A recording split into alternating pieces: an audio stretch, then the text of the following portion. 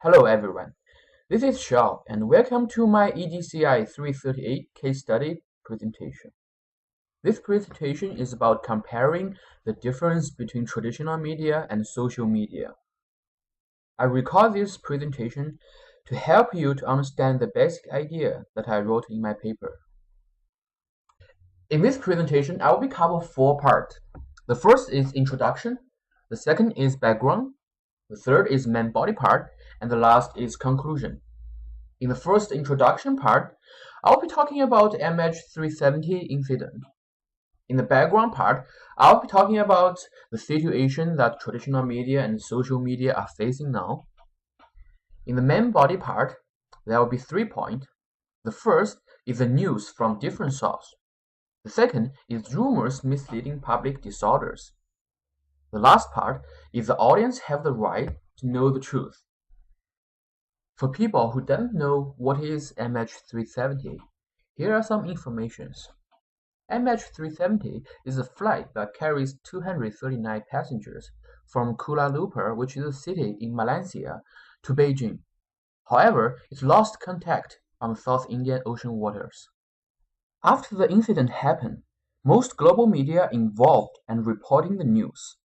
Because the Malaysia government and the airline company refused to offer any information about the incident, the only way for audience to discover is through different media. Traditional media and social media then competing with each other in telling audience the truth. In background, I'll talking about the current situation of social media and traditional media. What I mean by social media here is the media that using internet to spread news. We can say it is the product of the internet. It's easy for individuals to participate and sharing information. What I mean by the traditional media here is the media like newspaper and television news report. This kind of media always controlled by big company and requires sufficient economic power and specialty literacy. What I mean by that is it always requires large number of money and specialists to run. Here are 3 main ideas from the body part. The news from different sources, rumors misleading public disorder, and the audience have the right to know the truth. In the first part, I'll talking about how traditional media and social media gathering information. As I talked previously, the traditional media always controlled by big company. They have money and they have specialists working for them. So they always gather the first-hand information and the information always be reliable and accurate. In the case of MH370, the Wall Street Journal has interviewed the factory that produced the aircraft engine to find out the chance of an air crash. And the CNN has also interviewed some information of the International Criminal Police Organization to see if there's a chance of a terrorist attack. To gather such of information, it requires a large number of money and a lot of people to support. However, social media cannot afford it.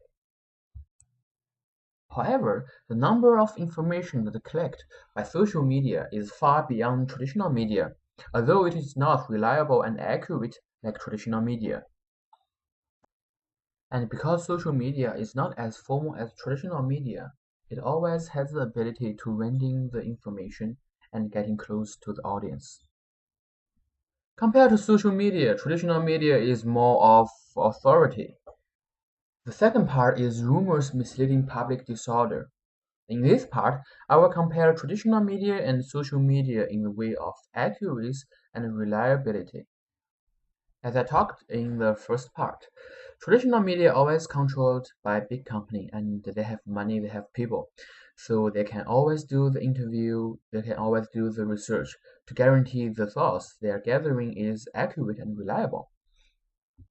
Now, let's look at what social media got in here.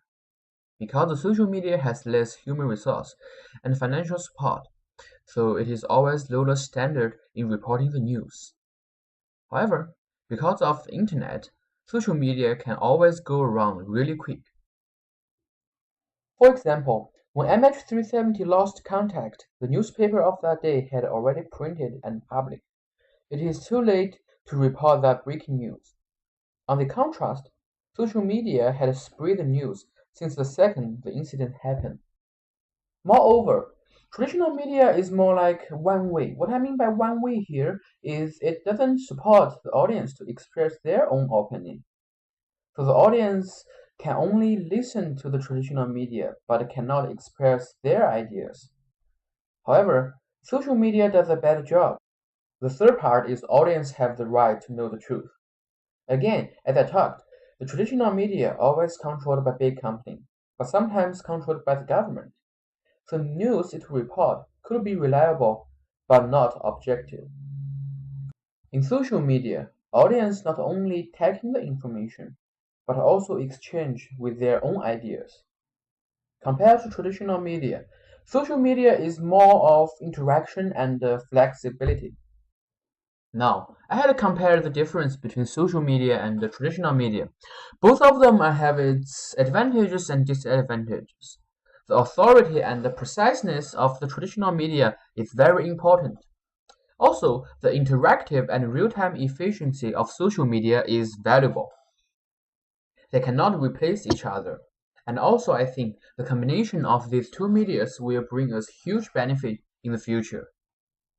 If you have any questions, you are very welcome to email me.